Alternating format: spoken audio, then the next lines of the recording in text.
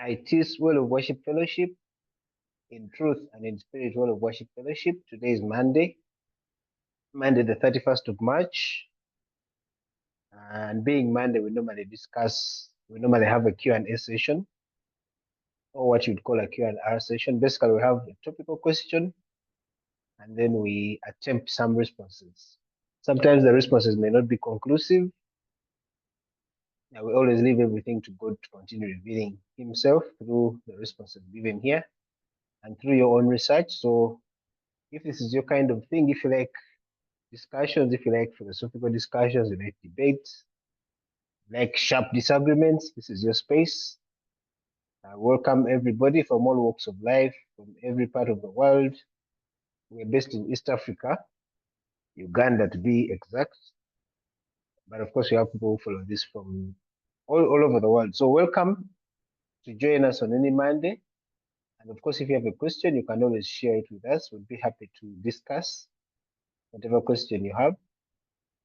Today, we have another Q&A session, a very interesting topic. This time it's about employment and business, if I may summarize it that way. Okay?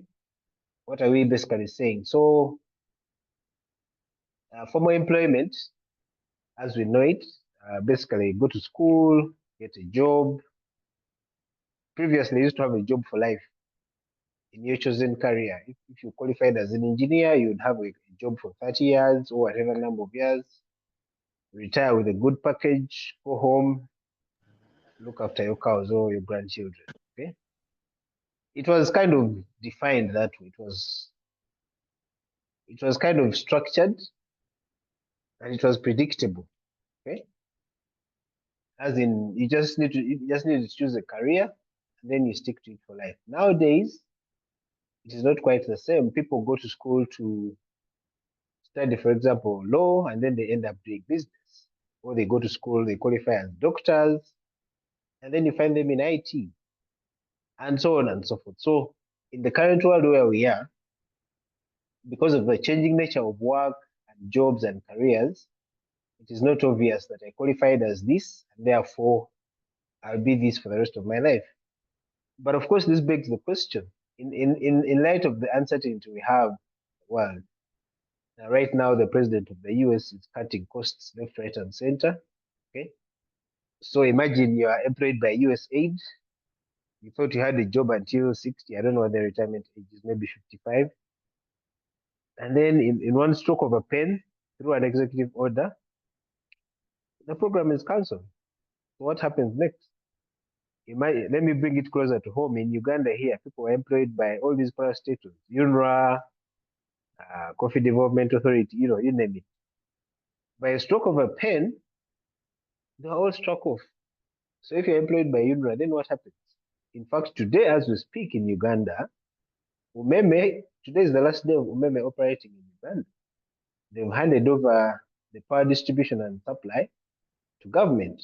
So if you're a Umeme employee who thought you had a job for life, UEDCL has only been able to take up 90%. So there's a 10% that have not been taken up. What happens to those?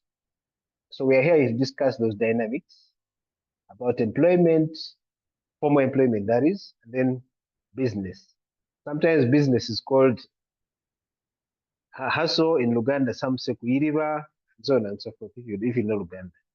But basically, we're here to draw comparisons and lessons about business. What should a young person today focus on? Should they focus on growing a career, or should they just focus on building a business or a side hustle, if you like? Why is employment demonized? Why are people always discouraging us from having jobs? If you have a job, you need a side hustle. So all of us who are in our offices, we are selling shoes on the side, we are selling cakes on the side, we are selling, what is it about formal employment that makes it so insecure and even deceptive, short-lived, okay? And then of course there's the other side of the people who work with their hands, if you like, the carpenters, the iron welders, people who use their hands. Now those kinds of skills are typically what you call vocational, quote unquote. There seems to be again another movement advocating for these types of things because they say in your classrooms, You study theory, not applicable anywhere.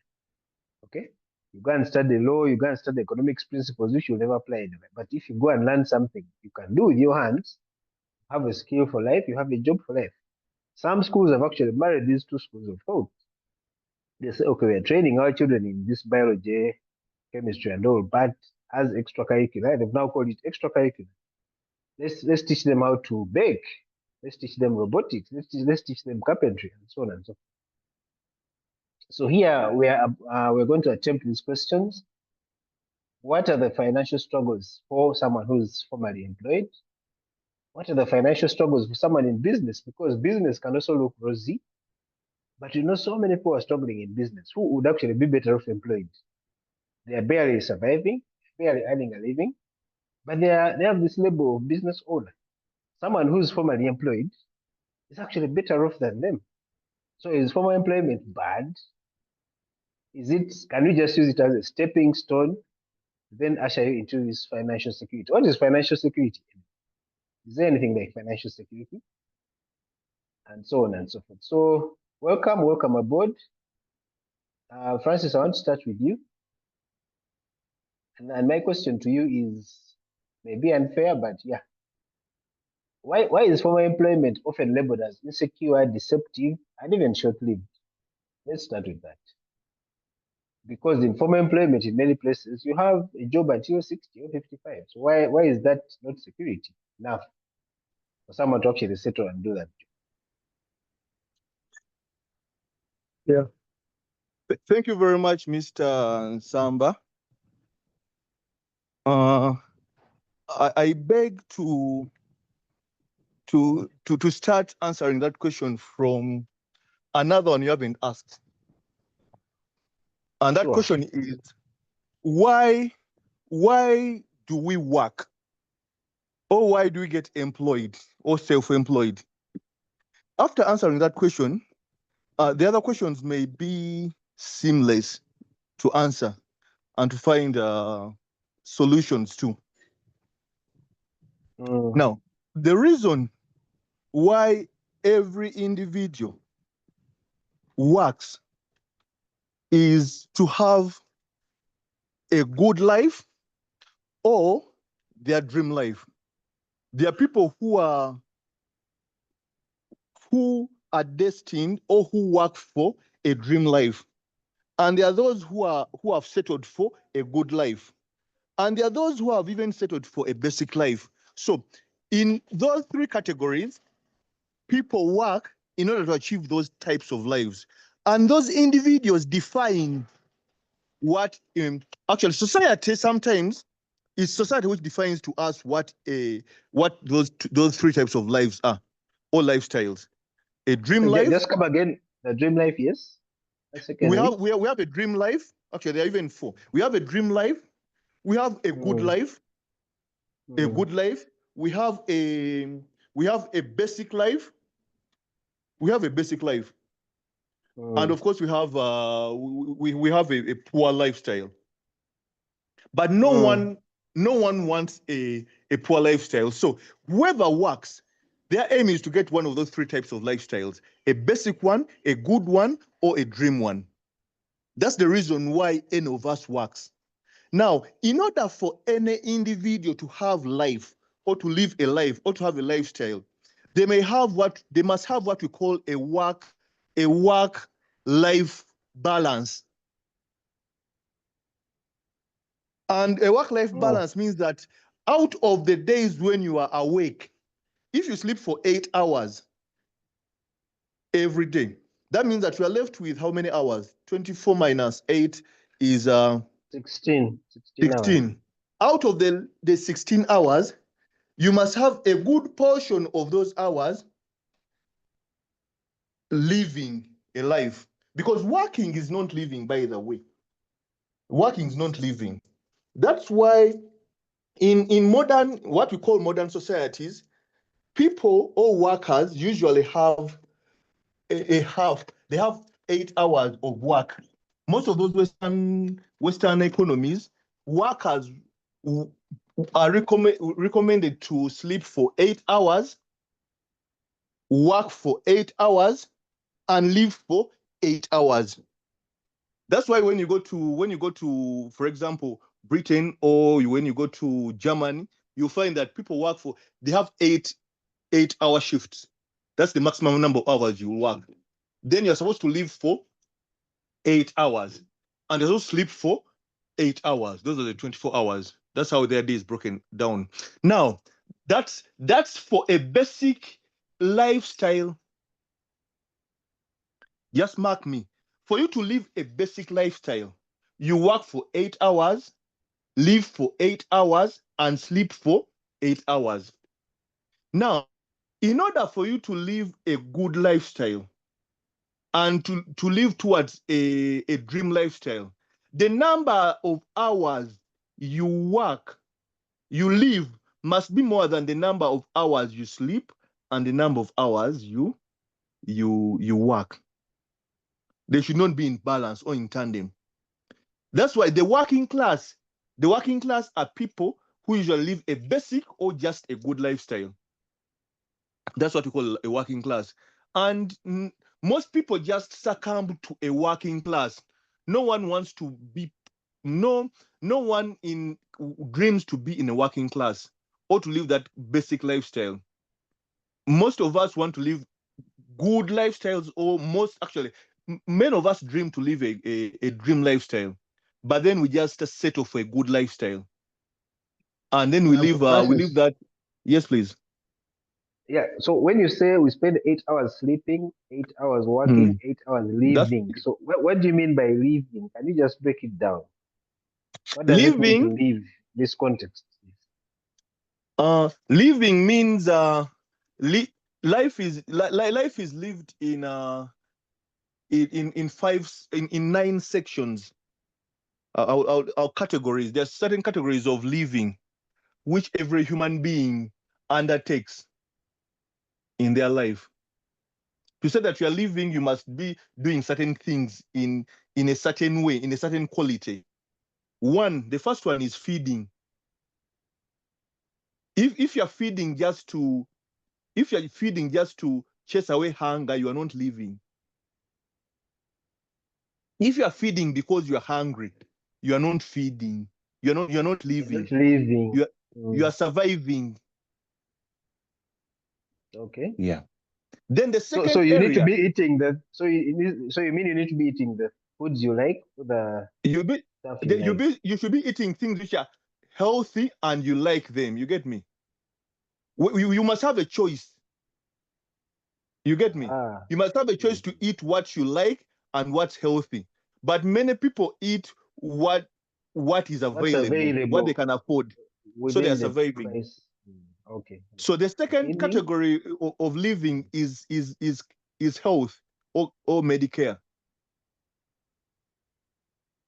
Yes. If your health is not attended, if you don't even have a choice in having the best medical care you can get for even a mere headache or a mere malaria or flu or cough, whereby when you suspect malaria, just go and get Luluza, or you get medication even without testing because you don't have the resources. Then you're just surviving. You're not living. Okay. The third That's area number of two. life is clothing. The third area where we live in life is clothing. So if you clothe yourself just to cover your nakedness and to protect yourself from the elements of weather, and you don't mind style and fashion, and you don't mind the times of day, but you have the clothing, the type of armament and clothing you have is so limited that sometimes you put on something for the same attire you put on for church is the same attire you'll put on when you're going for a social function, an outing. It's the same attire you'll put on when you're going to a party or something like that. And it's not out of choice, but you are limited by resources. Then you're It's all you surviving. have. You're It's all you have. surviving. Okay. That's the third one, eh? Or fourth one? Yes, that's the third one. Yeah. And the fourth one is accommodation or housing or a roof over your head. Mm. So if you just have a roof over your head, then you're surviving, the way they call it. The people just have roofs over their heads. You can't even afford the ceiling over your head. You only have a roof over your head. The only place you can live is in a swampy area where when it rains, then you Yeah. can't even sleep. Where when You're just UNRWA comes knocking, they will chase you away. Then you're surviving. okay. That's number 4. Number That's 5 housing, is yes. the living where we live life is in knowledge. All of us seek knowledge. We want to know. Human beings are we have a propensity to seek knowledge, to just know We're things. curious. Actually, We're we are curious. curious, and some things are not even directly beneficial to us, but we want to know. So if your ability to look for knowledge is not only limited to education, but even after that, form education, if even the form education is the ability for you to seek out form education and knowledge, and even the informal, or even for those who are your benefactors, who are you're directly responsible to, then you are surviving and you're not living a life.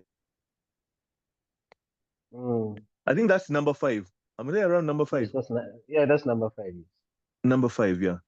So then the other area, the other area is after knowledge, we have what we call movement. Human beings, since we are curious, we want to move from place to place. We want to know. Actually, even in living life, we move from point A to point B. So if the way you move from point A to point B is very tiresome and painful, and you are If you can limited for only choice, walk, then if you are going to you can only Kampala, the walk. only option is to walk. Is to walk, or to use the only option is to use a public transport, even if you have to be there in a very, you can't even use a boat, you can't afford a border, even if you have to be there in a very short period of time, you have to use a taxi and you get late for something, or you can't afford, if your movement is constrained by resources, then you're surviving, you're not living. Yeah, the reason why you work is to live a life. That's number 6, yeah, or Yes, 7. that's number 6. Yeah, 6. then number 7, the reason why the other area category where we live is that we talked about accommodation, we have talked about moving that from place to place. Then there is what we call number 7 is entertainment. We are we live a life where actually most people the term living is attached to entertainment. Fun enough. Those areas, actually, the areas of our lives where we are entertained, all the times in our lives where we're entertained, are those times when we say we've lived to many people. The That's other why when areas we are I've going talked to do about, some things, we normally say you only live once. So you go yeah, to this actually, holiday, you go. Yeah. you're right, yeah. When you go for holidays, when you go for that holiday in Zanzibar, or Dar es Salaam, or Mombasa, or Dubai, or South Africa, when you go for that holiday, or when you go to Maction Falls in Uganda or anywhere else, or when you go out for live band, or you go out for meals and cinema and all that, those are times when people feel they're living. Actually, most people take entertainment to be the ultimate form of living. That number 7 is the ultimate form of living. So if your entertainment is constrained by resources, if whatever you earn from your work, whether self-employed or employed, does not help you get entertained in those areas which you like. For example, personally, I like a live band. I like going out to movies. I like going out to go having a holiday or two once in a year. If my resources constrain me to access those, I like going out to spa. If my resources constrain me to do that, then I'm surviving. I'm not living. That's number 7. Then number 8 is communication. Human beings, we are beings which communicate. We live by communicating. Communication is a key element of life. So if you cannot communicate well with people who are not close to you or physically close to you, then you're not living. People who are in Entebbe, if just you're in Entebbe and I'm here and I can't communicate to you, and you're my friend, I can't communicate to you, then I'm just surviving. Yeah, the That's other number quality of 8. poor. That's number 8. Yeah, number 8. Then the final one, which is 9, is sociology. Human beings are social beings. We can't live without others. That means that we will have dependents. We will either depend on someone or others will depend on us.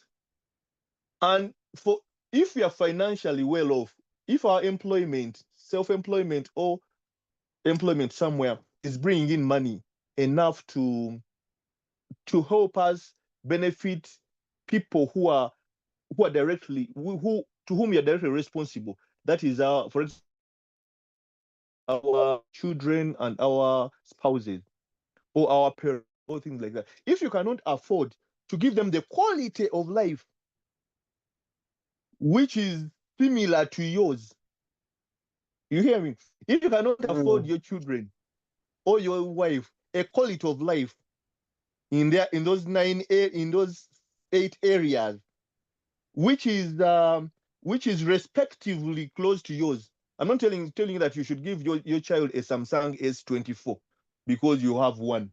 No, I'm telling you to give an appropriate age gadget.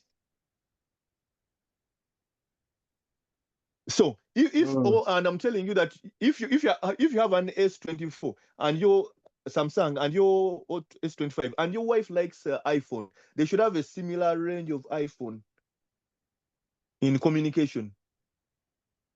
I'm talking about communication now. So that is sociology. The people whom you are directly responsible for must be able to live the same quality of life as yours. So in essence, whichever form of employment we have or work we have or whatever brings home the bread and butter should be able to afford us that quality of life. But the trick is here. Many people miss a point here.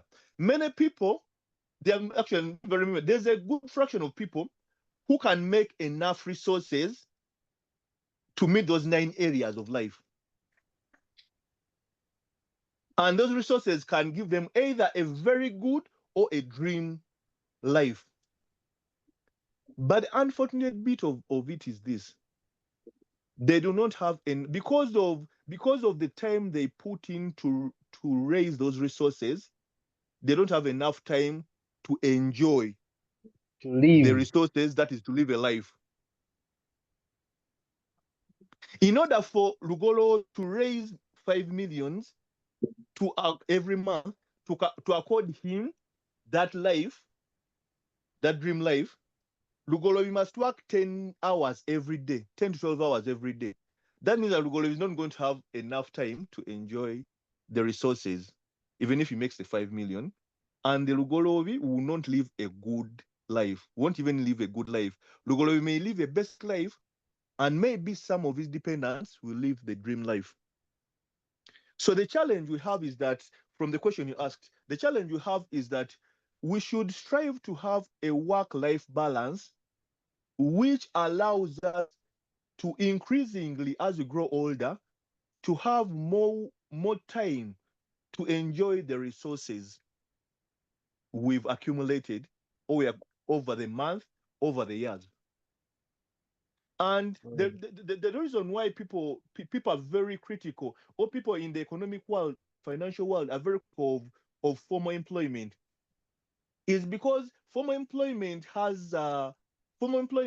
will give you eight working hours a day, 1 hour of break, those are 9 hours, and then 2 to 3 hours of travel to work and back to work from work. So the 9 hours plus the 3 hours, those are 12 hours. And then you will be tired after the 12 hours. When you get home after the 12 hours, you'll have only 4 hours to live life because you need 8 hours to rest. Our bodies need up to 8 hours of rest. And because you're tired, by the time you get home, you are too tired even to enjoy the other resources you're your house, you're too tired to enjoy your television, you're too tired to enjoy your sofa set, you're too tired to enjoy your compound, and many times you try to watch television and you'll doze off, and then you get back, you go to bed. It will be time for the 8 hours. And sometimes because you're so tired from the 12 hours of work and travel, you even need more than 8 hours of sleep to recuperate. So formal education, formal employment makes us that doesn't give us a choice to have those long hours of enjoying the accumulated resources. Yet when you're in informal employment, you can time yourself. You can even have 4 hours of work. You can have 4 quality hours of work every day for 5 days a week or for 4 days a week. And then in those 4 hours, you can produce enough resources to enjoy or to live the dream life. So the informal employment gives us the flexibility of time, because time is very important in financial management and growth and enjoying life. You must have 2 elements. You must have both resources and time. If you have only time and you don't have resources, you are poor. We call you are resource poor. If you have all the resources and you don't have time, you are time poor. And both of you are poor, I assure you. Both of you are poor. So that's why the flexibility of time is what's very important here in cutting across between in sieving through between formal employment and informal employment. Thank you, Francis. I'll bring you back later. You've given us a very, very good introduction to this topic. If you're just joining us, we are discussing formal employment versus self-employment. Okay, basically finding a job or running your own business, which. Formal employment is demonized usually as unstable, and indeed it is unstable. If you are working for USAID just 2 months ago, now you don't have a job. If you're working for Umeme even just 3 months ago, today Umeme has handed over to UEDCL. They've already taken over just 90% of the stuff. So where are the 10% going? So formal employment has its challenges, but what we're here to discuss today is it really true? Can you actually make it in life or be successful even with your formal employment? And of course, Francis has given us a very, very good background. He actually took us back to the beginning. He asked, before we even get into the dynamics of should I do business, should I do formal employment? What is the reason why we have to work? That should be the first thing. And he broke it down for us. He said we all work in order to have a good life, or at least a better life. And he classified those into 4. Poor life is, of course, you can't afford anything. You're basically surviving. And then there's what he called a basic life. And then there's what he called a good life. And finally, what he called a quality life, where you are able to choose how to spend your 24 hours. Because those of us who are employed rather formally, you don't choose when to go to work. 8 to 5, you're needed here.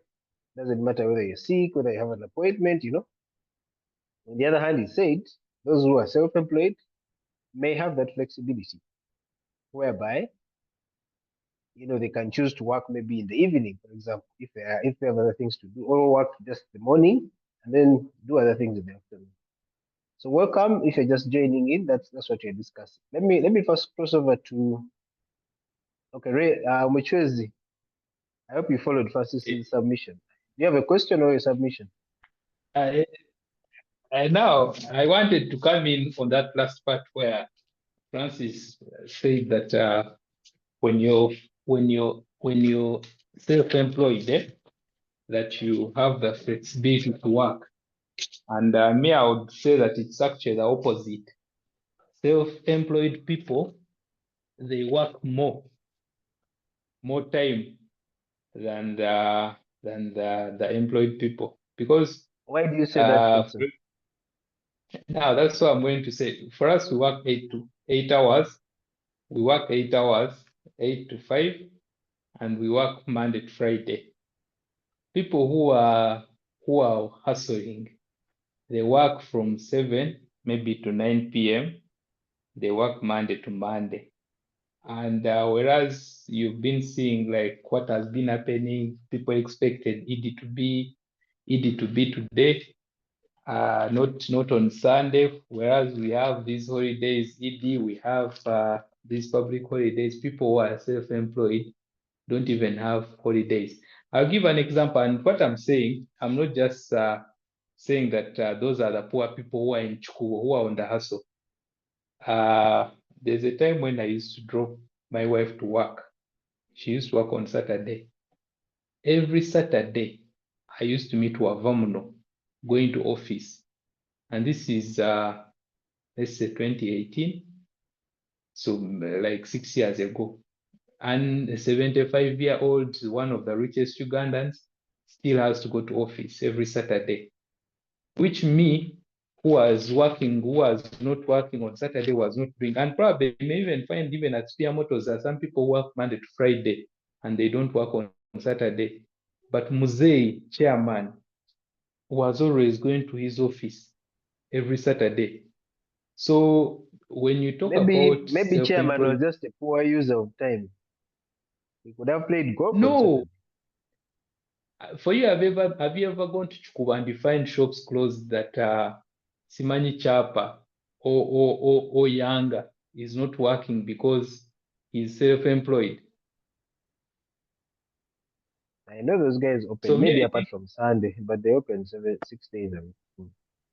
exactly. Actually, even some of them even on Sunday. So be the thing of the people who are self-employed, they work more than the office people who just work 8 to 5. Okay, thank I you, just put the Benson. example chairman. Let Francis respond to you. Yes, Francis, you muted yourself. You're unmuted. You want to respond to Benson on that point? He seems to Okay. say, hello, Francis? Yeah, He seems I to can hear say, you. okay, yeah, you can respond. I've had Petson now. I think just if you followed my submission, there is I repeated the word choice.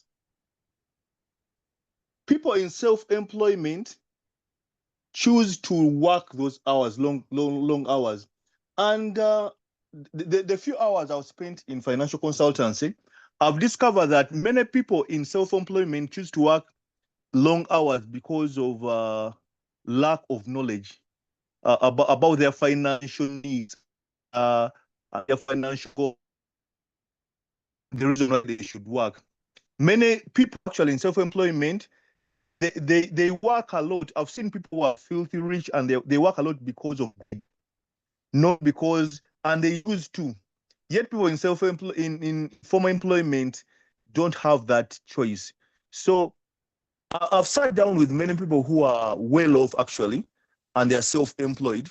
And the reason why they're working a lot, 10 hours, even more than the people in formal employment who work for 8 hours maybe, is because they want to accumulate as much wealth as possible. Their thirst for wealth is unquenchable. Actually, I'll share with you. I've had one very rich, actually one very wealthy client.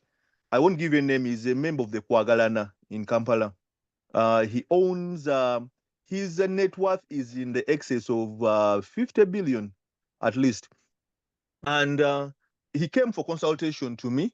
And this guy, and when I sat him down, I told him that your net worth is at least 50 times mine. You have to multiply my net worth 50 times to get his. And I told him that despite that, from our talks, I live a far better life than his. And I told him, I live a far better life than yours, yet your net worth is 50 times mine. And I told him the reason is that you are ignorant of how much resources you need, or the reason why you should work. So for him, the reason he was working is to keep growing richer and richer, making more money and resources which he cannot consume in his lifetime, or even in his children's lifetime and his grandchildren's lifetime, if they took that resources properly. So the reason why these people overwork, many of them, the reason why they overwork is the greed. They want to accumulate wealth and the lack of information. But then the good thing about them, if they get the information, they have the choice. They have the choice which people in formal employment don't have. however much money they be earning from the work. Thank you, Francis.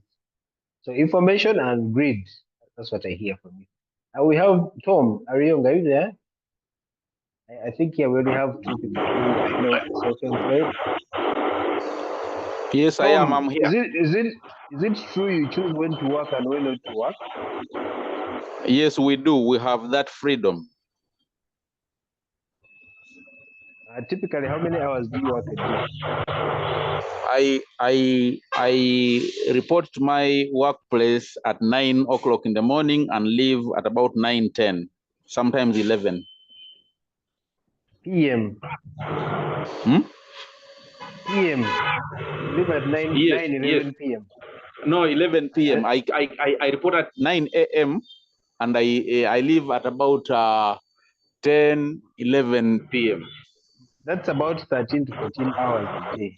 And you're saying you do that by choice, not because you're trying to accumulate funds, or there's a lot of work. First of all, I don't know about others. I am not a good manager. I micromanage everything. That's the problem I have. I also started this a little late in my life, and I have to grow it. So mine is not really greed, but I am struggling. I'm in a struggle, by the way. Struggle. struggle. Okay. Okay. Greed. Since we are comparing formal employment and self-employment, did you choose the self-employment route or it chose you? Actually, when I left college, I discovered nti nina empaka mulimu mutima ndi mujeemu. So I am not audience. I'm not employable. I am a little rigid. I am a little disobedient. I would argue a lot with my bosses. So I made a resolution that I only want to be employed for 2.5 years, for 5 years. And I was employed by Shimuk then, East African Aluminum Works, for 2.5 years, and I quit. And then you started your own thing. I started struggling with my own thing. Later, yes, you're still struggling. Many years later, I am still struggling. It looks like I will struggle like this for a long time. Not a good thing, really. Someone would argue no one is going to chase you from your job, your business. Now, me every day, I'm under that threat. Will I have a job next year? Will I not have a job? For you, you're safe. That's the beauty on my side. That's the beautiful thing on my side, where nobody is going to fire me, but factors like taxation, slumping of the economy will easily affect me the same way it will affect those ones in formal employment. But I think I am a little happier than the people I employ here, because there are people who are in formal employment under me here. I think I'm a little happier than them and better off than they are. It would be sad if it was the other way around. I have a little happier. Yeah, actually, then they would not be employees, because all employees work under terms of the employer.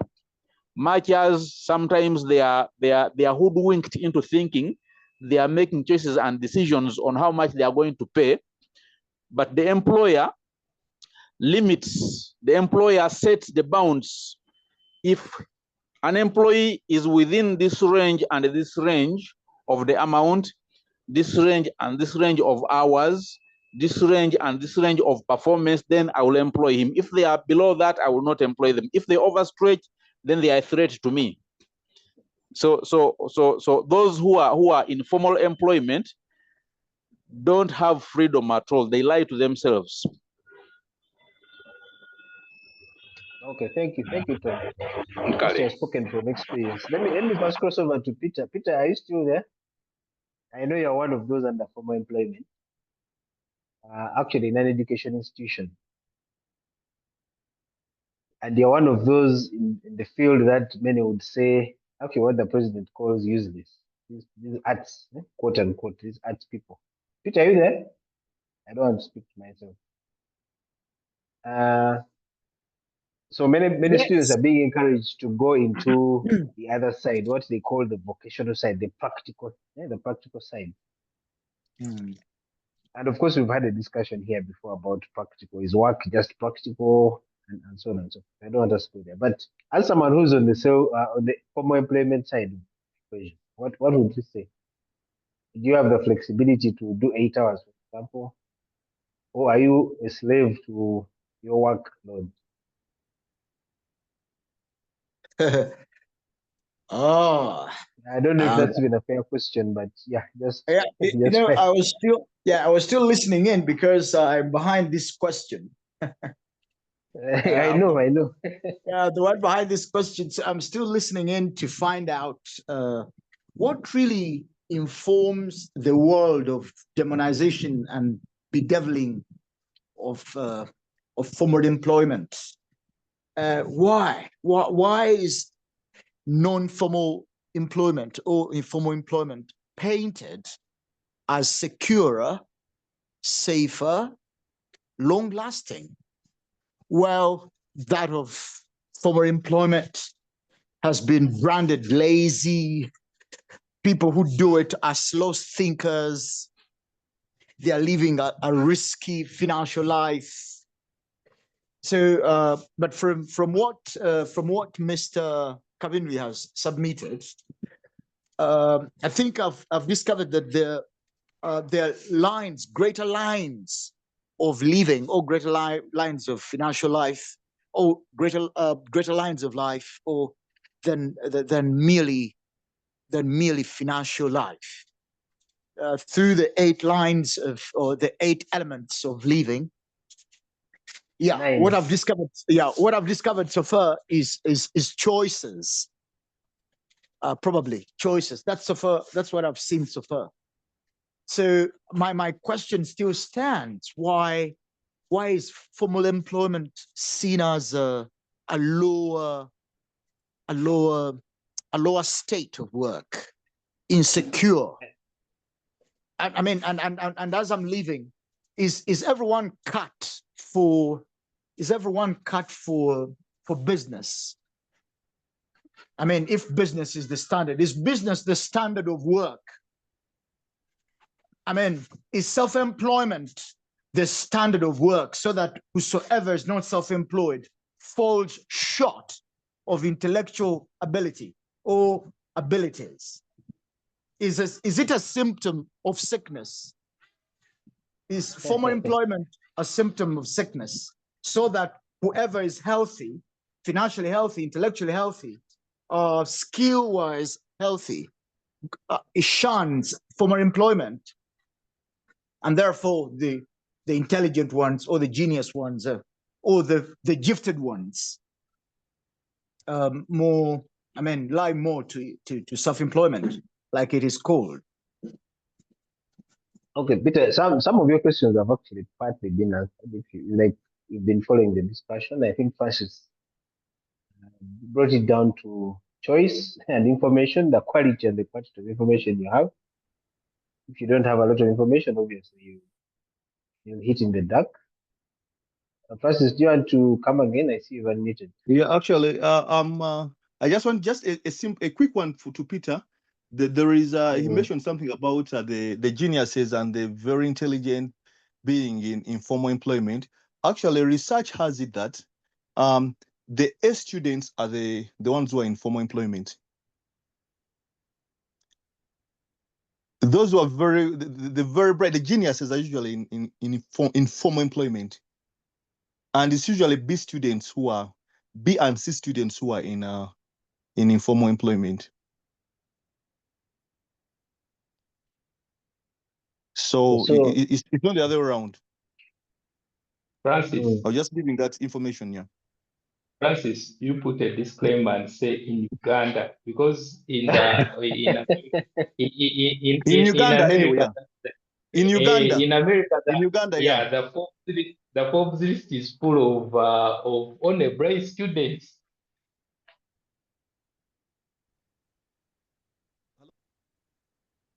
Okay, so you're saying in Uganda the C students, Yeah, in sorry, the Uganda. average students in class, are the ones who actually end up employed. Yeah, it's a Ugandan thing. In Uganda.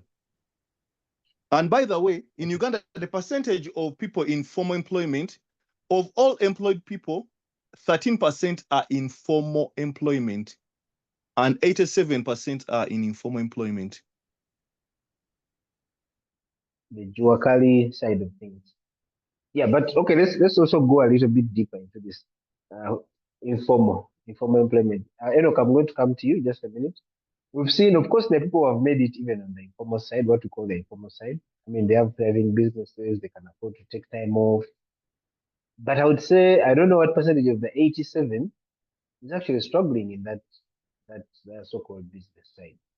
Many can barely survive, they can barely pay their bills, they would actually be better off employed by someone else. But just this prestige of I have my own business and things like that. Bob, you raised your hand. Just come in. I hope you're starting with that point. Yeah, so sorry, I've just come in. I'll shoot and what I've come to share also. Maybe I'll be able to address what you're saying. There's a saying which is actually true, that profits are better than wages. Okay, profits are better than wages. So someone who is working and making a profit is better than the one who is working for wages, because there's job insecurity and all these things. We have seen this happen here. Even professors and scientists are losing their jobs because the guy woke up and said, I'm cutting funding here. So if there's no money to fund the research or the work, the employed professor will go on the street. Okay, so the bright as they are, they will go on the street. They won't have earning for the month. So in terms of job security, people who are self-employed or who are businesses, they are more guaranteed, though also there are challenges there. As we know, people file for bankruptcy, etc., and businesses close depending on the times. But I just wanted to put, first of all, I wanted to say, Peterson said that A students in America are the ones who are on Forbes list.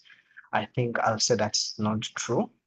It is actually a mixture, and then we needed to define actually what being an A student is. If you're talking about academics, when you look at people like Bill Gates, I mean, we're talking about people who are Forbes.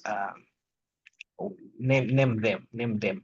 These are people who did not finish college, which means they were never graded. Okay, they were bright in what's in their own mind, what you call, I won't even say street smart, but they were good enough to know what they wanted and ideas they wanted to develop, and they stopped going to school. We have discussed this before.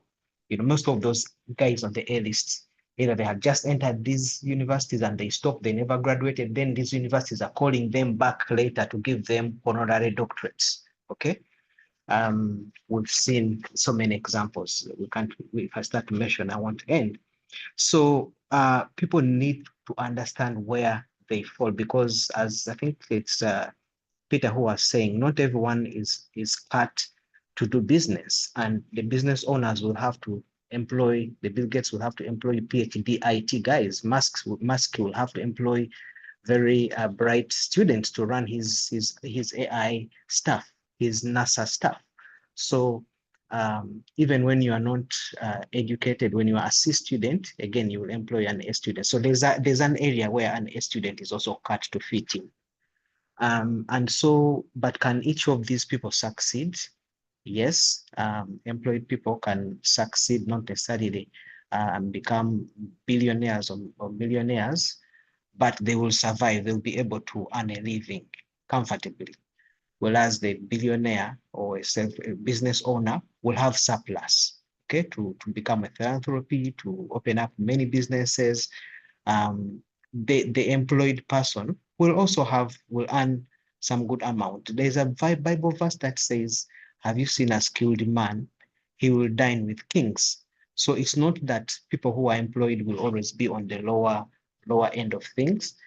If you if you are craft at your skill, you will really be successful in that area. Whether you're going to end up being self-employed or being employed by another person, you will still be successful if you are good at your skill. I think I'll stop there for now. Okay. Thank you, Bob. Tom. Yes, I two things. If I went bankrupt today, I have about 14, 15 people who I pay a salary, who are in the formal employment under me. If I went bankrupt, one individual will be affected by bankruptcy at the top, then 15 individuals will be affected under me. Well, the pastor will come and tell us whether we were created for employment or to do things the way we want them done. Then I will request that those who know English better than me help me. Between me and my employees, who of us is earning a living? Is it they who are earning a living, or I and they are earning a living? I would think they are earning a living and I'm not. I think partly I am living. I stand to be corrected. Thank you. Francis will correct you on that. But yes, it's been an hour into this discussion. This is iTiS World of Worship Fellowship, in truth and in spirit World of Worship Fellowship. Today is Monday, meaning we have a Q&A session. Today we're discussing formal employment versus self-employment. What are the dynamics? What are the stereotypes? What are the risks each? That's what we're talking about. And so you're welcome to join us on any Monday. If you like discussions about life, like we're doing today about God, religion, faith, you name it. Welcome if you're listening to this on YouTube. All the discussions we have here, we upload to YouTube, so feel free to check them out, and of course subscribe and follow what we're doing here. So in the second hour, let me bring in Isaiah. Mr. Isaiah, are you there? One of Tom's questions was something we normally joke about here. What is the will of God in this whole matter of work, self-employment, business? Is there a standard anyway? Or it's just a stereotype which was created by our brokenness? So what does God say about it? Please stay there. Yeah, now that, hello everyone, praise God, can you hear me? We can hear you. Yeah, sure. Now that we are in the season of Umeme saying bye-bye, I want to remind you that once upon a time in Uganda, there was a director of Umeme who was earning 300 million shillings per month. Correct. In other words, he was earning 10 million per day. And that guy was employed. And then there was a self-employed person on a border, and another one of vending tomato, but they were self-employed.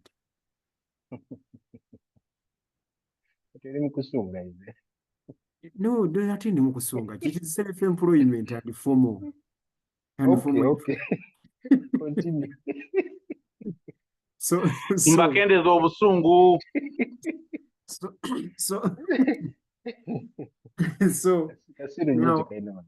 I started at that note because I wanted to remind all of us that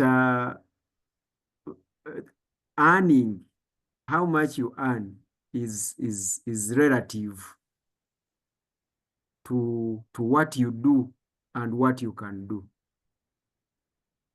So there are many poor self-employed people and many rich employees.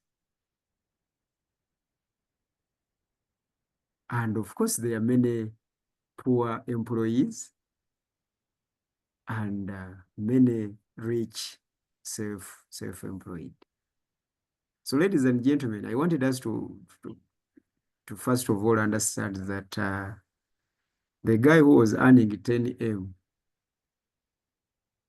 per day was employed. Jennifer Musisi was later fired, but before she was fired, she was earning over 50 million shillings.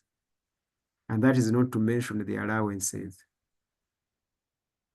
And she was in charge of the future of the self-employed in Kampala.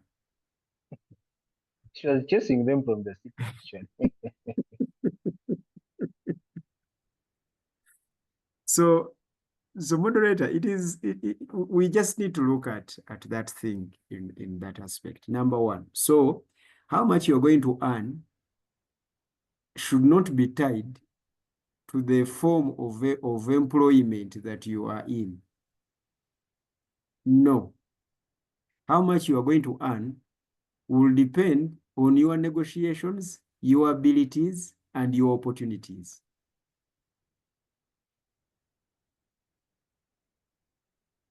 So the idea that wages are better, profits are better than wages, have I put it right? Come again? I heard it from Bob Enoch. He said that wages, profits are better. Profits are better than wages. Profits are better than wages. Now, you just need to understand the two. Because wages are profits as well of what you have invested. So to me, that is a circular argument again. It's an argument that goes into circles, but you just need to think about it if you don't stereotype wages. So because the people in self-employment want to present their world like they get clean money. And yet those in informal employment get money with strings attached, hence wages. But you see, the idea of a wage, okay, comes from a slave that has qualified to be paid.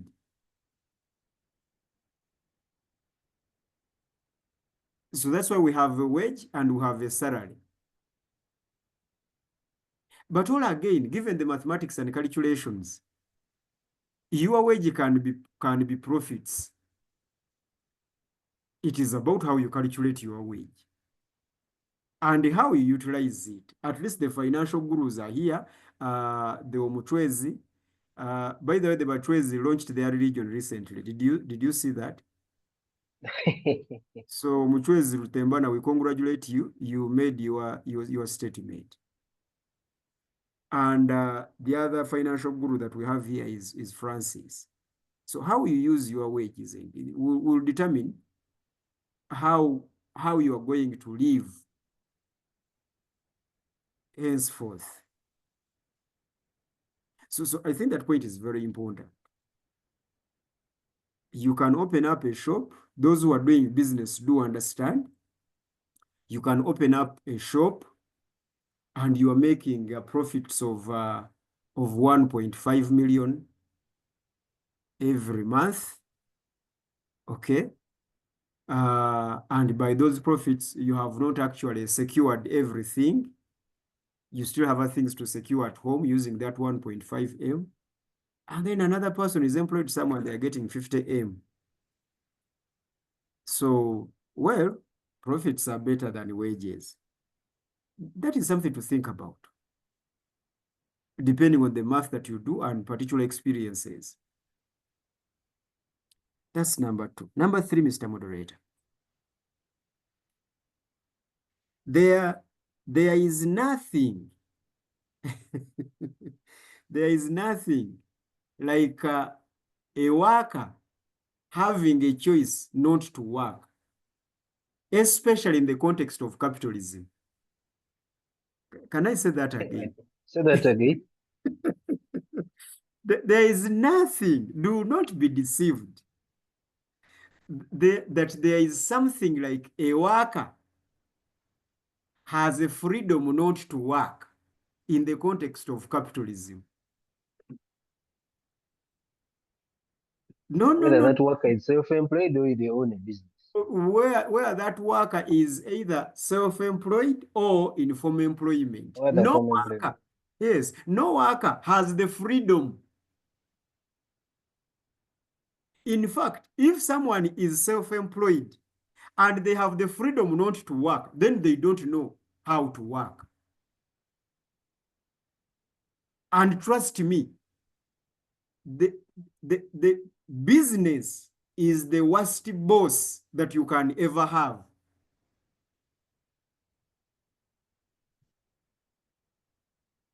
Because the problem I agree with you. I agree with you. Thank you very much. Business is the worst boss you'll ever have. Why? Because that boss is dumb and deaf. The boss called business just acts. And you cannot explain to that boss. You just can't. So whenever you see someone say, we who are self-employed, we have the freedom. Do you understand what business is? Do you know what business is? How can you be a business person and have the freedom? The choice. What choice? Okay, for instance, what business are you running?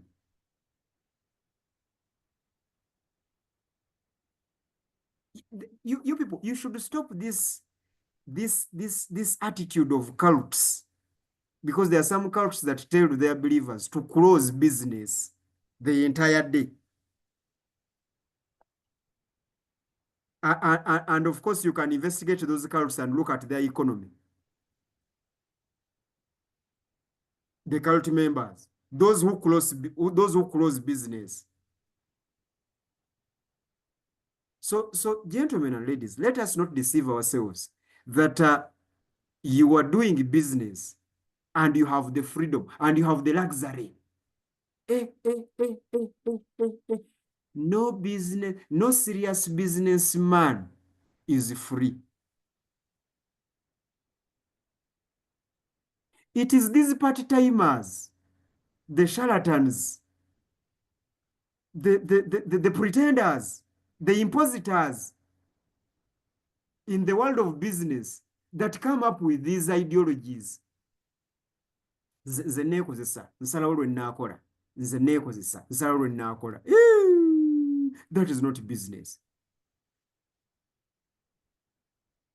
For those of us who are in formal employment, you cook up a story and explain to your fellow human being. You call the boss. Sometimes they understand, sometimes they don't, and they complain, but you still get away with it. With business, it is dumb and deaf. You can't talk to it. You can't communicate to it. If you are not there, it will not forgive you. And it will not pay for any time you are not there. That is business. I heard here my elder brother Young saying that I'm a bad manager. I micromanage everything. No. Micromanaging is a version of management. It's not bad. It is just a stage of your business. There is a stage of your business where you have to micromanage everything and do not feel guilty of doing that. No, because you are protecting a seed. Because if you don't micromanage your business, it will not forgive you. So business is a very dangerous boss. So there's nothing like I am self-employed, I have the luxury to work or not to work. Therefore, I choose. No serious worker chooses to work and not to work. No. It is just that we have not started working. In fact, in brief, we are not working.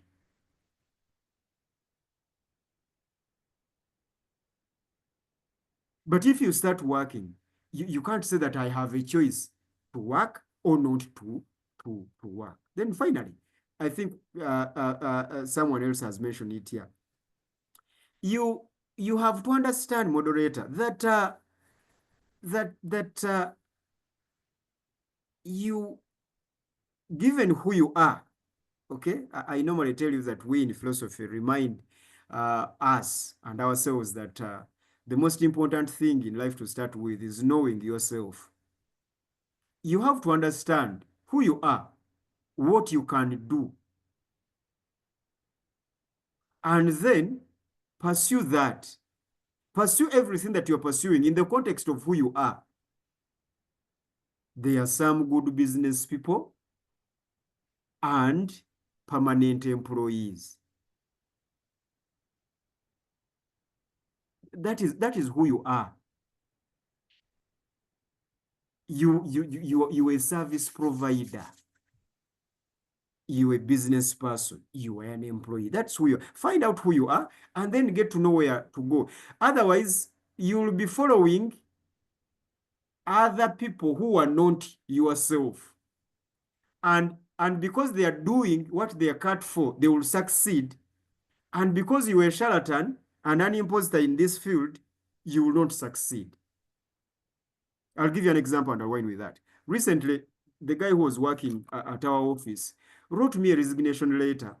And the content of this letter was saying that I have found out that working with you guys, I am wasting my time. I can make more money in the business world. So therefore, with immediate effect, I resign from this job. I am going to pursue in the business world. The guy wrote us that resignation at work. And he left. You see, he discovered himself.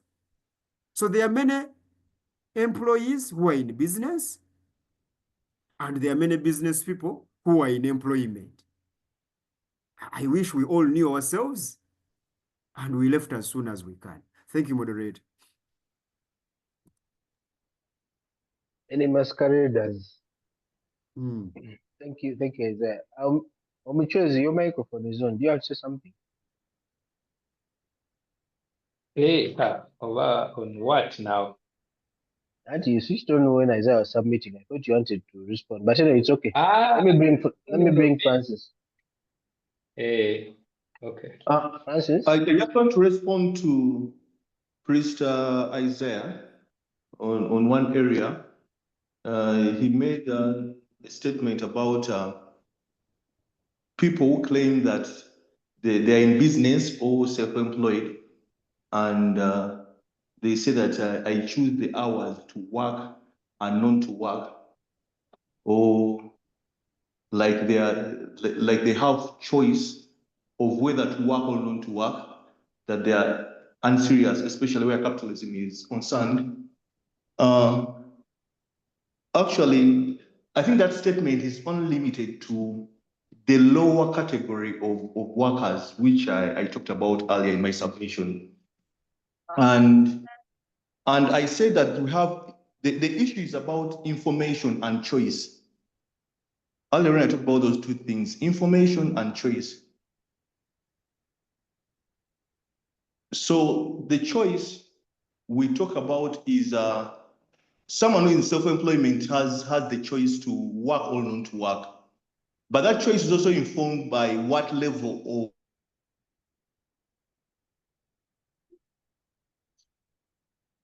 So in this in capitalism, we have what we call working for money and money working for you. There's a level of capitalism whereby you are an entrepreneur, you have systems, and you no longer need to work for money, whereby your money can come in your sleep. You don't have to chase after the money. You've set up systems, you set up resources, you set up all the factors of production, and they're raking in the money. Even when you die, the money can still keep coming in that in whatever business environment you've set up. So those capitalists who are in the realm of money working for them, they don't need to actually get busy working or making money. The money can flow in as long as they have systems and they are informed, they have the information. The biggest problem we have is that many capitalists, many people who are self-employed are not informed on how to set up systems in their businesses to help run those businesses without themselves being physically involved. So that's information, and maybe that the different types of capital you need to amass to get to that level. That is the social capital and intellectual capital, later on the financial capital. If they reach that, if they get that information, which is intellectual capital, and they get the people to run their businesses in their absence, that's the social capital. And then they also have the key financial input in those elements or the systems that are going to help them run their businesses. Then people are running their businesses without themselves being physically present. For so many years, Sudil, the richest Ugandan, was a micromanager. He was in all businesses. He was in all his businesses. But in the past 10 years, I've been following Sudil, in the past 10 years, he let go. He let go of running. The guy is enjoying his wealth. And what the guy did, he brought up his children and he set up systems such that his son and his daughter are running businesses. And he set up systems where he can follow up all his real estate and other forms of business he has without him being very busy working. So it's about the information and the knowledge, and if you have those factors, the three types of resources, which is intellectual, social, and the financial, you can make it work whereby the money rakes in, the resources are there, you enjoy the resources, you spend most hours enjoying your resources without actually working. So for a small group of people who have reached that level, they can actually make the money, enjoy the money without actually being busy, yet they're capitalists. Thank you, Francis. Is there any response in 1 minute? There's no response because Francis agrees with me. He's talking about the successful, not the workers. I thought you were talking about workers. Yes, I'm talking about So if you have a labor worker, you don't have the luxury to say I you work don't have a when I luxury want. because Francis is discussing the successful. For instance, But- where someone has money that can work for him or her in her absence. Is that a worker? But me on that one, I want to again disagree because there's no one who has ever reached that level. We all chase wind, and it's like a bottomless pit. Me, I gave you an example of chairman of Spear Motors, who works up to now. There's even a time I heard someone was saying you are still fighting for that number plate, the number plate deal. You know, they're taking it away from him, but apparently they have agreed even to separate. Ministry of Works will be printing some and he'll be printing some. So any rational human being who is doing business can never be satisfied. You only get satisfied when they put you in your coffin. But So Benson, we can never reach. you again, you are talking about patience. About what day? No, for you, I want you to give me one business person that you know, and let's make this Ugandan context. Who has ever retired from his business? No, But actually, we talk about asking, Murwana. We talk yes, about Murwana. no, it's His okay, wife Benson. is 80. His wife is 83, but she still goes to office. Barbara runs it, but the wife still sits there, and she's the one who is in charge. Again, 83 years. Petson, I agree. I agree with you. But what I'm trying to show you, you are talking about patients. And for you to ask me to give you one person in Uganda is to stand in a hospital and then you tell me, give me one person here who is not sick. Under capitalism, all people are sick. And that is what Francis had earlier communicated, that he wishes that people knew that this is enough for me to now enjoy. But because people are sick, they are patients. They never stop working, even when they can take a break. They don't. You remember Sebana when he went to the court with the cannula. Yeah. Hey, these are patients.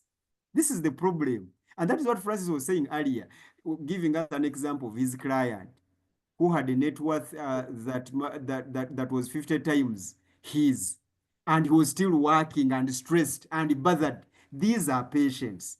But we are talking about workers. Does any worker have the luxury to say that now my money, which money, which money, which man is working for you? You people, you are poor. You are poor. Calm down. You are very poor just because you built a house and you have a car and you have 20 million on your account. Then you are saying, today I want to work. You people, Manakumwe. Why are you shaking this table, Isaiah? It has our expensive drinks. help me place this guy. By the way, on Friday I met a guy. There was a parents' meeting at our children's school. So I met one of the parents who will remain unnamed. He's now 50. He made 50 years, I think, this month. And then I always see him cheating. You know how you see a guy who's always cheating. So I asked this guy, but what do you do? And he told me I retired 5 years ago. And then I said, retired at 45? Like how? He said, you know what? He's an accountant, a tax consultant. He said, in my early years, I used to work. He was working for one of the telecom companies in this country, which I will not mention again. But he said, I worked. I was a workaholic. My life was all about work. There are times I would wake up at 2 a.m. and I would just dream figures and things. I would get up and write down ideas I had, basically how to do my work better. But he says he reached a point and he got tired. Okay. And then he did something that had never been done in his company. In this company, never had anything called early retirement. Some companies, some organizations have what they call early retirement. If you choose to go before the actual retirement age, they give you a package and send you. His company never had such an arrangement. But he decided to test. He approached a few managers. He said, that thing does not happen here, but maybe we'll talk to the boss, CEO. You won't believe that he actually negotiated an early retirement package. They gave him a package, and then, of course, he did this. Being an accountant, I guess he was good with numbers. So he did this chivalo, calculated how much money he needed to live off, of course, invested most of it in treasury bills and bonds and unit trust, all those things which these processes, no? So he did his chivalo very well to a level that it's able to give him money. He's now living. He's paying fees. He says, now I only do consultancy when I want. I don't know if they're worth it. If they're not worth it, I don't trust me. So, and then he says, I tell my children, you guys see me staying here, but I actually paid, like I worked early in my life. So it's not like I'm chilling all lousing around, but I actually work. And then he said, because he has made 50, he's now going to go to NSSF and say, because apparently if you go to NSSF, if you hit 50 and you're unemployed, NSSF can give you your money even before the other 55 age. So he said this year, he's going to NSSF to pick his money from there and then invest it in whatever. So now help me classify that guy. Is he a worker? Is he, because he's not running any business. He just invested his money in these passive, places that can give you passive income. And I think, of course, it's not like filthy rich, but I think, like I've said, you just need to know how much is enough for you and you live with that. So help me classify this guy. What is he? Bob, okay, Isaiah, you want to attempt before Bob comes? Yeah, before Bob comes, very quickly. Two things. For me, from that story, that guy did not retire from working. No, he retired from the amount.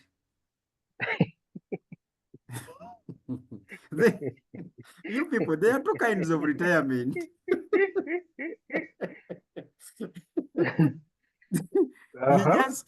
He just woke up one morning and asked himself a very fundamental question: what is enough? And the way he answered that question was, enough is what I have decided, not how much I have. And that is why he's living happy. But he's still working, given the story. He's still working very well. But he decided on what is enough. So that is how people retire. If you want to retire early, decide on what is enough. Thank you, moderator. Actually, Peter's original question had a part for retirement, but I said that would be too much.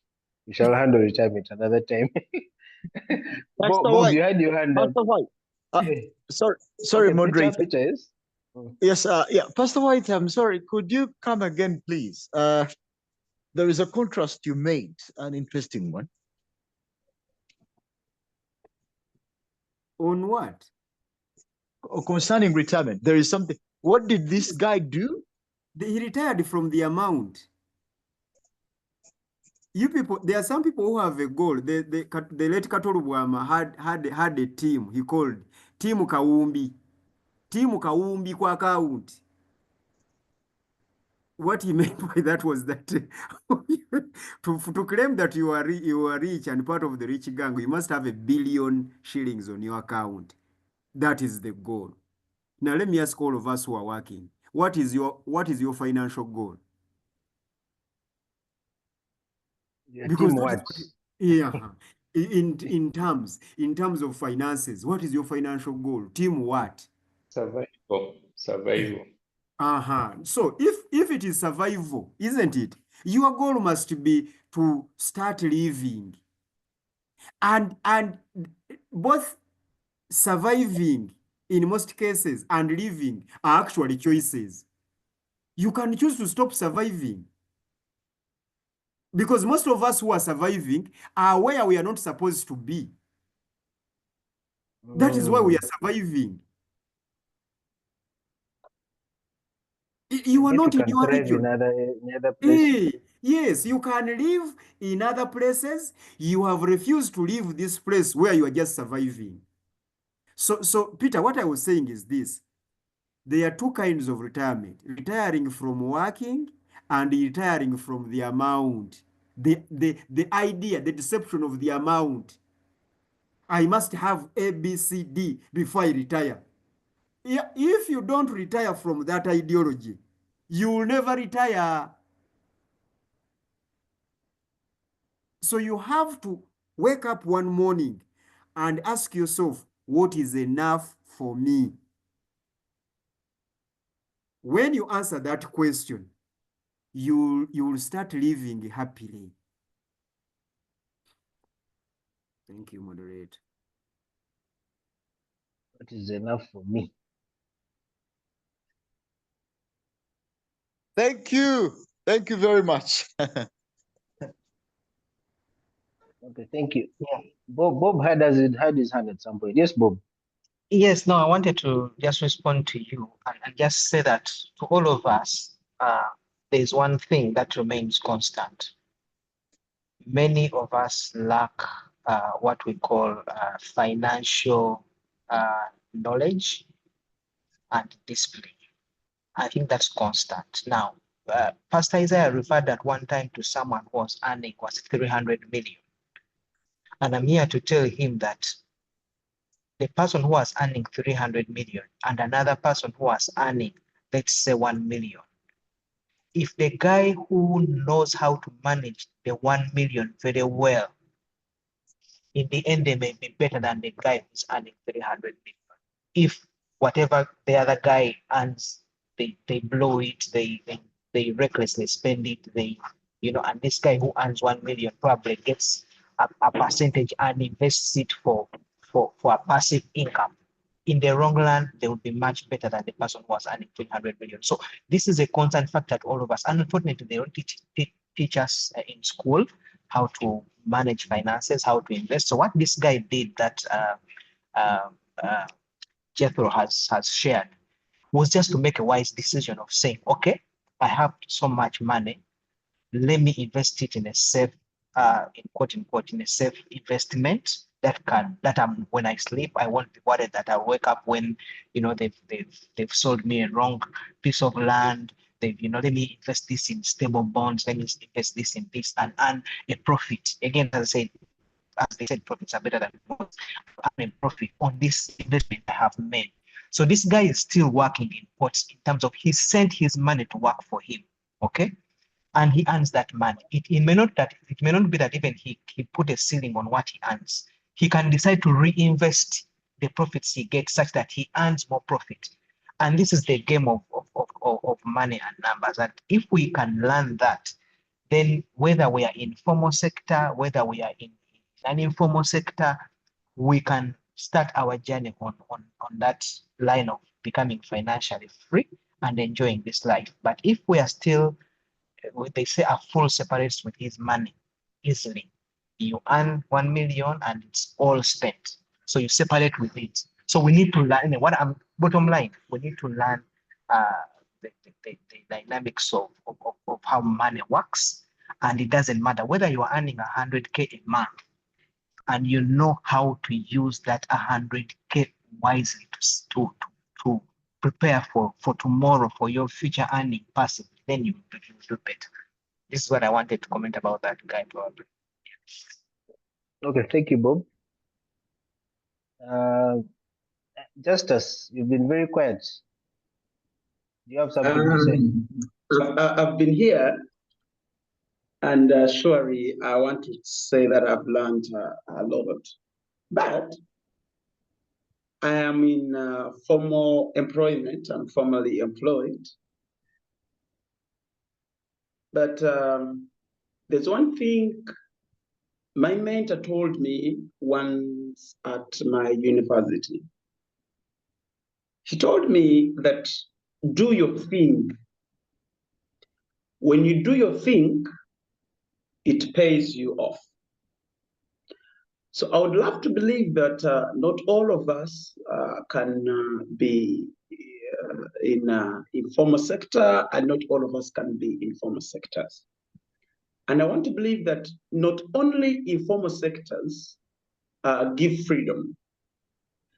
So I associate myself with an idea that each one of us should know what is enough for them and still know how to do best what they are doing. I've known of people who they seek to resign from the jobs, but corrupted by increments here and there because of what they do. And they are richly happy in whatever they are doing, and they are formally employed.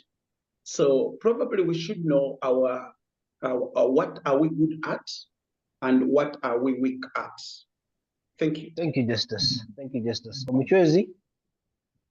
Hey, hello. Yes. My comment on this. I think employment would not be bad. The only challenge is that the capital owners or the bosses steal from the employees. It's so sad that someone can work for eight hours in a day, and this person works for 20 days in a month, but still fails to make ends meet. You get it? It really doesn't add up. And remember, even these 8 hours, for example, people work in Kampala, you find that on top of the 8 hours that we're talking about, you have extra hours that someone is in transit going to do the work that is supposed to do in the 8 hours. So it's very unfair for someone to put in all that effort, to put in his time, his energy, and then these people still struggle to make ends meet. It's really, really unfair. And this is caused by the cheating capital owners, the bosses, who employ us, but then they end up mistreating or stealing from us.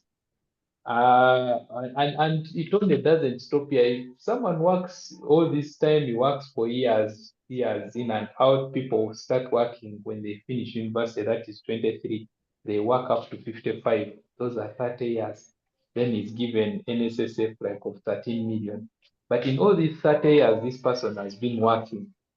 The employer has been prospering, has been building arcades, has been expanding from his sweat, from these guys' sweat and their energy, but he's the only one who is benefiting. Me, I have asked the question here. If in all fairness, yes, in Microsoft, Bill Gates is the founder, but why is it that he's the only one who is the billionaire? Not even his chief technical something, not even his chief whatever. It's because of our mindset as human beings, where the moment you're in charge of the resources, then you have to misuse and mistreat the people that are working for you. But if that unfairness was not there, employment will not be a bad thing, because all of us are chasing for survival. And the moment you understand the basic survival, which is the physical needs, of course, the one that comes in after the one that gets into our mindset. Now, instead of if the physical need is water, then now your mindset runs to that now the only water is Ruenzoy. Now that one, let's first put it aside. The basic survival that we need. If someone is working for 8 to 5, then he should not be lacking the basic needs. But because of the greed of our bosses and stealing from us, they pay us little money, they make us overwork, and they're the ones who are enjoying the profits. So me, I would think that if this world was much better balanced, from the majority. Remember, the majority are the people that are working for a few. The few who own capital, there are very few. For example, in America, which has about a population of 300 million people, you find that the Forbes list has like 1,000. The rest of the people are all working for these 1,000 people, making them rich every day. But then these ones are becoming poorer every day. And even us here in Uganda, like how the income inequality gap keeps increasing all the time. The rich are becoming richer and the poor are becoming poorer. So me, I think if it is well cut out and there's that unfairness is minimized intentionally, because there's a possibility that unfairness can be minimized. For example, there are certain countries in Europe where this has actually been minimized, or even in communist countries where the gap is actually very small. Then the cut between employment, so the debate between employment and being self-employed would be minimal. Then the other thing is that for our Ugandan case, our economy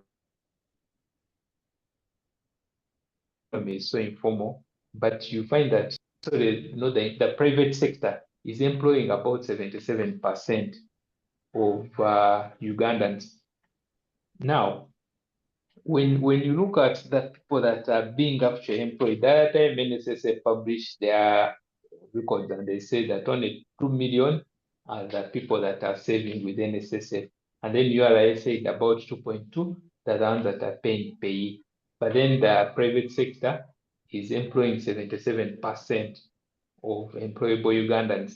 So meaning, even the people that are being employed in the so-called businesses that we have in Kubo, remember these owners started them for survival. They are pushed because they failed to get a job, then he finally starts trading and then he becomes rich and then he's employing these people.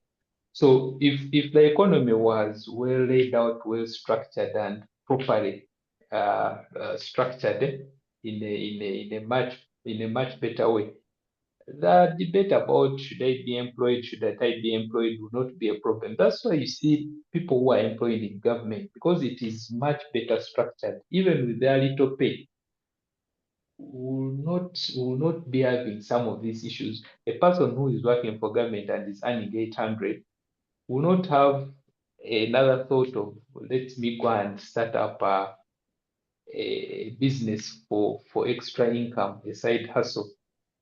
They may do, but then there's some comfort because government is maybe a bit better structured than what the private employment is giving. So here, people are overworking, they are not being paid. Someone can be at work, he gets an accident, he's working in a factory, his finger is cut off and he's fired, replaced the next day.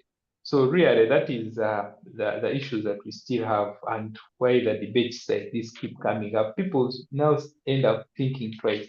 Do I need to be here? Why I should go and do this on my own? Thank you. Thank you, Pitson. Pitson is a socialist. That's why he's speaking like that. But thank you, Pitson. Sandra Opio, you've been online. I think you've been following this. What are your takeaways from this discussion? Well, thank you, moderator. But today I'm just doing the listening job. I've come in a bit late. Yeah, so let me first listen.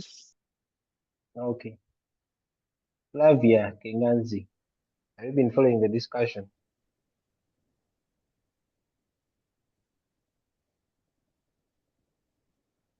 I just want to hear your takeaways, really.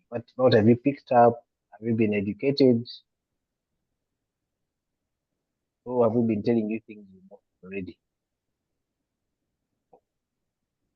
Flavia is mute. Just as unspoken. Abby, my mother, good to have you here. Abby is one of those who are transitioning to UEDCL. So if you don't have power, you should call her. Abby, one day. One day. Okay. Tom, as we finish, as we wrap this up. Hello. Yes. You think? What are your lessons, key takeaways from this? How much money are you looking for example? Do I even know? I am yet struggling. I am not yet settled to point at a figure. So I can't say how much.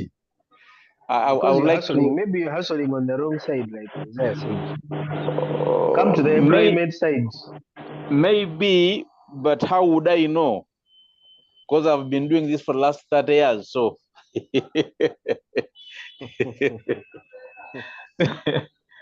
yeah?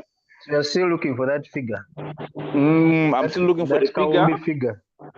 Yeah, but it looks like we are all in problems, and I think Peter should know that we are all in the same boat. We're all in different corners of the same boat. If it sinks, we sink. Kari, thank you, Tom. Peter, you're the one who asked this question. How are you feeling about the discussion today?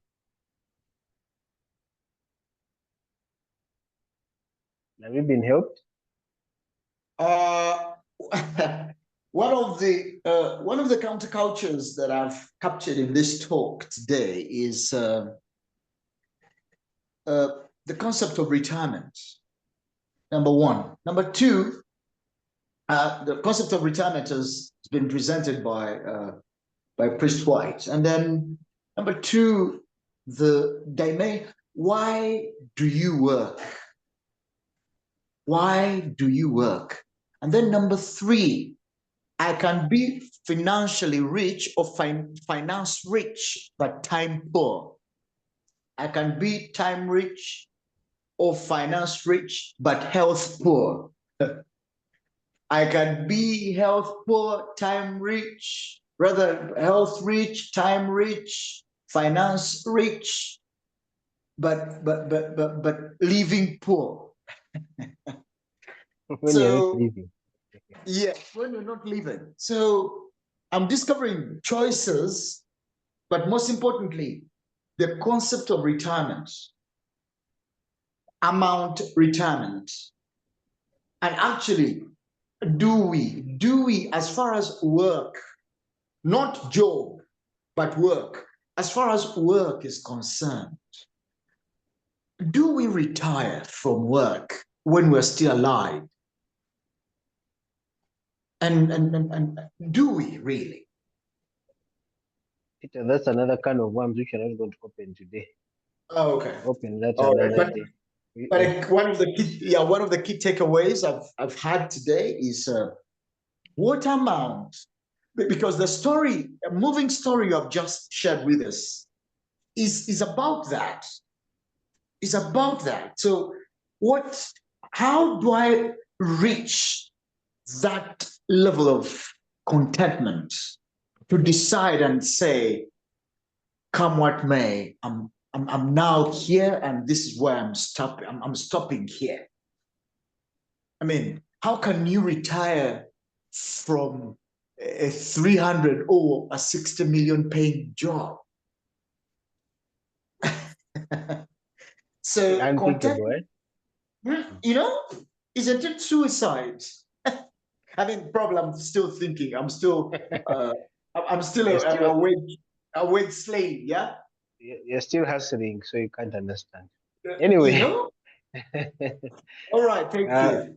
Thank you, Peter. Francis is back. Francis, I know Francis is one of those also who are content.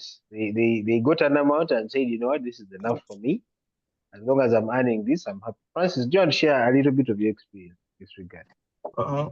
My experience is when I was in 2010, I embarked on a quest of determining how much I and the people who I take care of need to live a good life.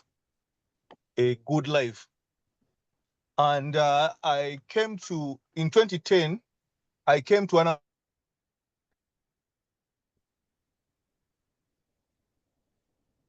that I could live those 9 facets of life, which I talked about earlier. And in those facets, I would be content. So as life went on, I determined that when I get that amount, I should stop working for money and let money work for me. And maybe the only things I would continue doing were my hobbies. And if and when my hobby brought in money, well and good. If not, I would live on those resources. So I embarked on setting up passive income sources from 2010. And those passive income sources were, the moment they mature to a level whereby the income from those resources could cater for those 9 facets of life or of living, I would give up. I would retire from my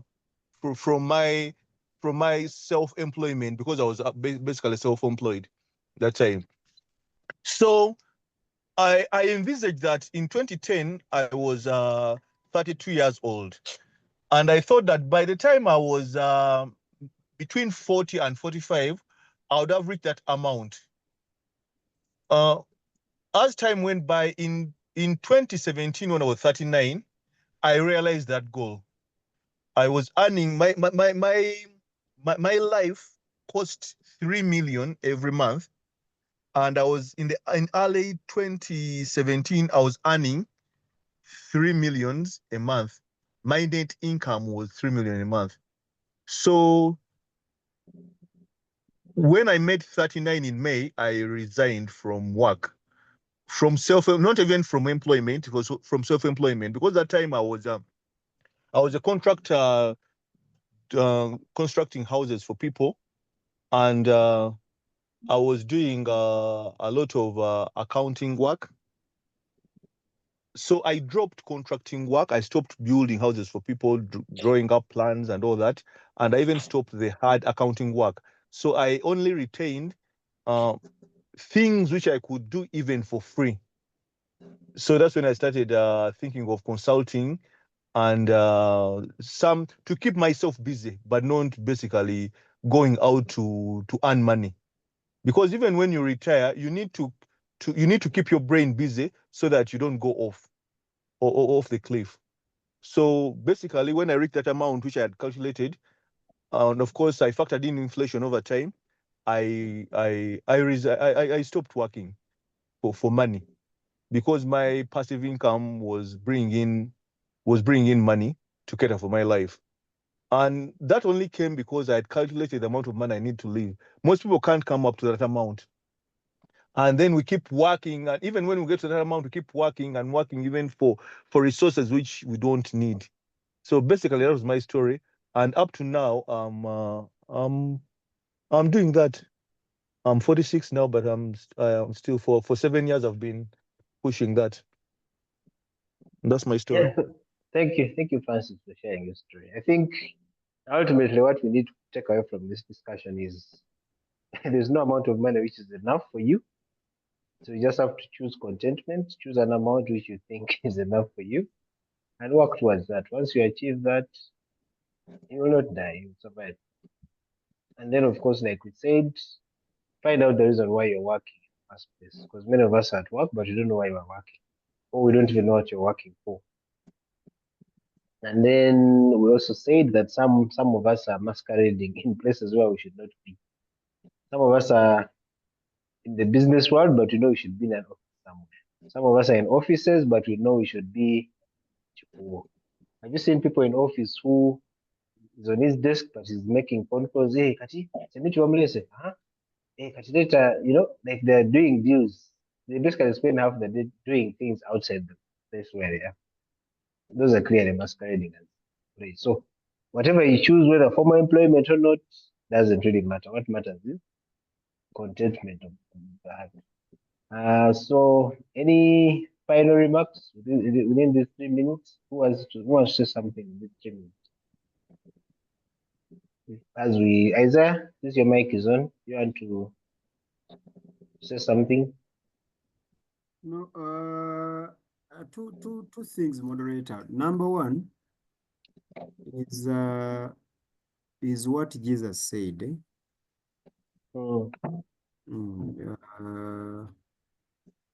He said that if you have what to eat and what to put on, that is enough.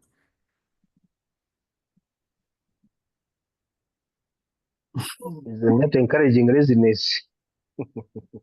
It is not encouraging laziness. It is actually discouraging the rat race that we are always into. So what he was saying, if you interpret this statement, what he was trying to say is that in life you have to find out what is important, and focus on that. Because sometimes even what you want is not important.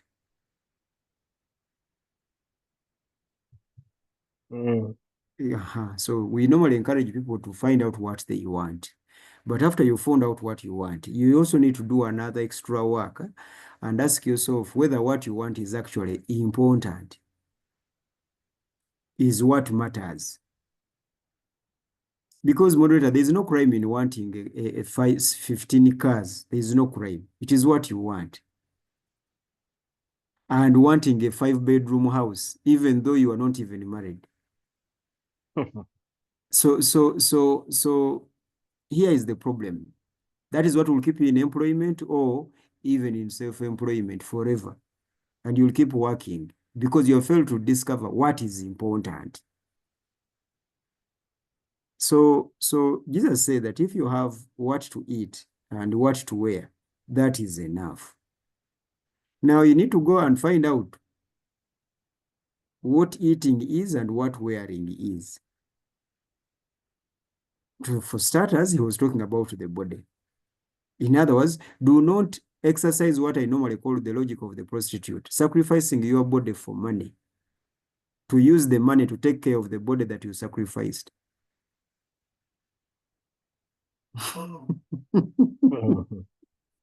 So don't do that. Don't do that. But finally, moderator, the other thing is,